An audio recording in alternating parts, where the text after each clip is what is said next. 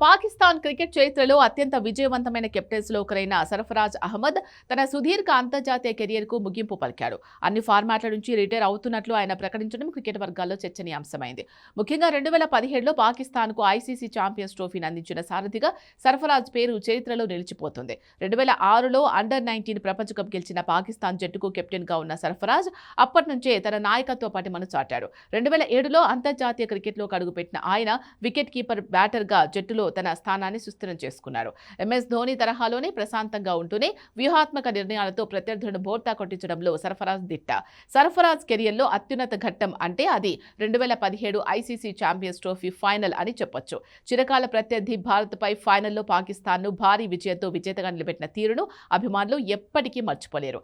ఆ విజయం తర్వాత పాకిస్తాన్ క్రికెట్లో ఆయన స్థాయి ఒక్కసారిగా పెరిగిపోయింది. అంతేకాకుండా ఆయన సారథ్యంలో పాకిస్తాన్ టీ20 ఫార్మాట్లో వరుసగా 11 సిరీస్లు గెలిచి ఐసీసీ ర్యాంకింగ్స్లో నంబర్ 1 స్థానాన్ని కైవసం చేసుకుంది. 2019 ప్రపంచ కప్ తర్వాత ఫామ్ కోల్పోవడం మరియు ఫిట్నెస్ సమస్యల కారణంగా సర్ఫరాజ్ జట్టులో స్థానం కోల్పోయాడు. కెప్టెన్సీ నుంచి కూడా తప్పుకోవాల్సి వచ్చింది. అయితే దేశవాళీ క్రికెట్లో అద్భుతంగా రాణించి టెస్టు జట్టులోకి మళ్లీ పునరాగమనం చేశాడు. ముఖ్యంగా న్యూజిలాండ్తో జరిగిన సిరీస్లో సెంచరీ సాధించి తనలో ఇంకా సత్తా తగ్గలేదని నిరూపించుకున్నాడు. సర్ఫరాజ్ అహ్మద్ రిటైర్మెంట్తో ఒక స్ఫూర్తిదాయకమైన ప్రయాణం ముగిసింది.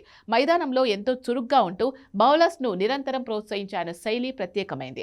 ఆయన తన కెరియర్లో 50కి పైగా టెస్టులు, 115కు పైగా వన్డేలు మరియు 61 టీ20 మ్యాచ్లు ఆడి వేలల్లో పరుగులు సాధించడమే కాకుండా వికెట్ల వెనుక వందలాది క్యాచ్లు, స్టంపింగ్లు చేశారు. సర్ఫరాజ్ అహ్మద్ తన తదుపరి ఇన్నింగ్స్లో కోచ్గా లేదా వ్యాఖ్యాతగా క్రికెట్ ప్రపంచానికి సేవలు అందించాలని పాకిస్తాన్ క్రికెట్ అభిమానులు కోరుకుంటున్నారు.